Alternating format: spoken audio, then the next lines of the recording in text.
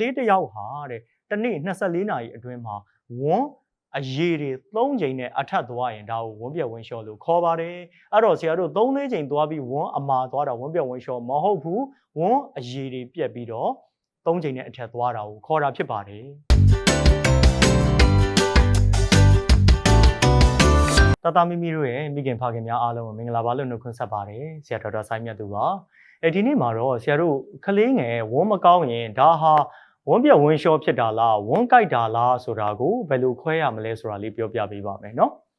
အဲ့တော့အရင်ဆုံးဆရာတို့အဖြစ်အများဆုံးဖြစ်တဲ့ဝန်းပြက်ဝန်းလျှော်ကိုပြောရအောင်เนาะအဲ့တော့ကလေးငယ်ဝန်းမကောင်းဘူးဆိုရင်80%ကတော့ဆရာတို့ဒါဝန်းပြက်ဝန်းလျှော်ဖြစ်တာပါ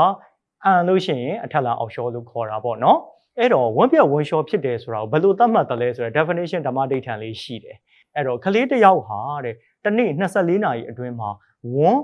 အရေးတွေ3ချိန်နဲ့အထက်သွားရင်ဒါကိုဝန်းပြက်ဝန်းလျှော်လို့ခေါ်ပါတယ်အဲ့တော့ဆရာတို့3-4ချိန်သွားပြီးဝန်းအမာသွားတာဝန်းပြက်ဝန်းလျှော်မဟုတ်ဘူးဝန်းအရေးတွေပြက်ပြီးတော့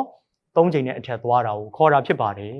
များသောအားဖြင့်ဆရာတို့ဝန်းပြက်ဝန်းလျှော်သည် virus ပိုးကြောင့်မလို့ဖြစ်တတ်တဲ့2ရက်ကနေ9ရက်ကြားတဲ့လောက်ကြာတတ်တဲ့ကလေးသည်ဖြည်းဖြည်းစီနဲ့ပြန်ကောင်းတာဖြစ်တယ်ဒီအချိန်မှာဆရာတို့လိုအပ်တာလေးဖြည့်ပြီးဓာတ်စားလေးဖြည့်ပြီးဆရာဝန်နဲ့ပြဒီလိုလုပ်ရတာပေါ့နော်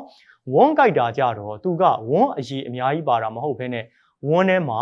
သွေးစာတွေပါတယ်ချွဲအများကြီးပါတယ်နော်ဆိုတော့ဝန်းပြက်ဝန်းလျှော်မှာချွဲနေနေပါတတ်တယ်ဒီမှာချွဲအတုံးလိုက်တယ်အများကြီးပါတတ်တယ်ကလေးက bite ထိုးကော့နာတတ်တယ်အဖျားနဲ့တွဲတတ်တယ်ဒီလိုလက္ခဏာတွေရှိရင်ဆိုတော့ဆရာတို့ဝန်းကြိုက်တာဖြစ်တယ်ဝန်းကြိုက်ခြင်းသည် bacteria ပိုးကြောင့်ဖြစ်တာဖြစ်တဲ့အတွက်ပိုးသက်ဆေးလိုတဲ့အတွက်ဆရာဝန်နဲ့ပြသပြီးကုသဖို့လိုအပ်တယ်ဒီလိုခွဲရပါတယ်နော်